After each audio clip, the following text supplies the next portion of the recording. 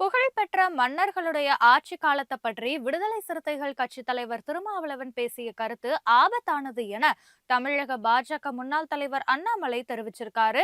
இது குறித்து அவர் சமூக வலைதளத்துல வெளியிட்டுள்ள பதிவுல, தமிழகத்துல நடக்கும் அனைத்து தவறுகளுக்கும் பாஜக மற்றும் சங் பரிவார் அமைப்புகளையே தொடர்ந்து குற்றம் சாட்டி வந்த திருமாவளவன் இப்போது 10 நூற்றாண்டுகளுக்கு பின்னோக்கி சென்று மாபெரும் சோழ மற்றும் பாண்டிய மன்னர்களை அவதூறாக பேசியிருப்பது கொந்தளிக்க வைத்திருப்பதாக கூறியிருக்காரு. தமிழ் மொழி உலகெங்கும் தழைத்தோங்க காரணமாக இருந்தவர்கள் சோழ மற்றும் பாண்டிய மன்னர்கள்.